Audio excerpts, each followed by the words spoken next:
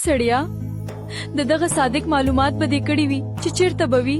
خزي خبردار چې د صادق نوم راته بیا وانخلې. سارا دا د الله لک شکر دی چې موږ دواړه یو شو. عدنانا ما هم ته د الله نه په نفلونو کې غوښتې وي. عدنانا زما ګفت آیفون 17 د صادق سره نه وسېدلی شم. د صادق د نوم نه مې هم نفرت دی. د هغه د لاسه خو زه بدنامه شوم. عدنانا واده دې مبارک شه. طاهر لالا زه یو پیر بیا ستا او د رخسار نه معذرت غواړم. السلام علیکم. وعلیکم السلام. امی دا د رخسار پلار دی.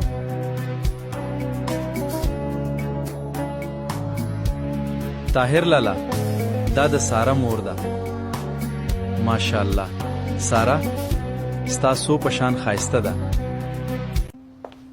ما د خپل خاوند لپاره خایسته کوپرې شربت راوړی دی. سړیا ته ولې ژاړې؟ خیر دی؟ خزي صادق زه په شرمونو وشرمولم. سړیا زر راته ووایه څه شوي دي؟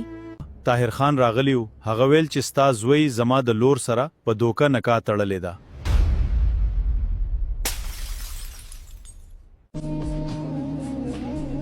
سارا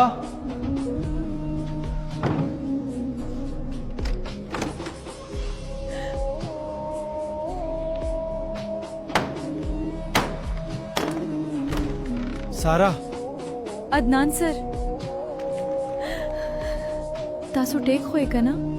سارا ډیره مننه تا زه بچ کړم. ابو اوبه واخلئ. زما ستا د لاس اوبه نه دي پکار. تا زما عزت تر خاورو لاندې دفن کړو. نن زما واده دی. زما هم نن واده دی. ته په خپل واده خوشاله یې؟ که دا تپوس زه ستاسو نه وکم نو بیا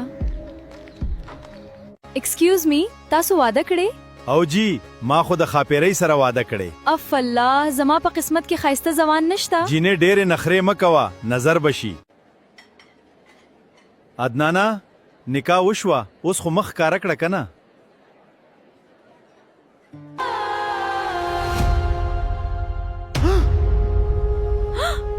دا څوک دی؟ او عدنان چیرته دی؟ زه د رخسار سره ډیره مینه کوم. رخسار هم ما سره مینه کوي.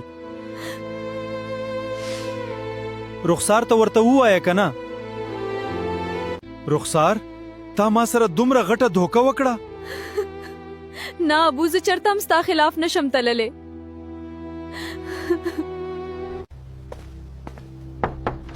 جی راځه که نه میلمنه ناستې یې؟ نه زه د ناستلو له امله نه یم راغلی. صادق چیرته دی؟ جی وایا زه د هغه پلار یم. څه مسله ده؟ ستا زوی زما د لور سره په دھوکه نکاح کړې ده؟ نه صادق داسې نشي کولی. د هغه خو نن واده دی. زه خو په شرمونو و شرمیدم.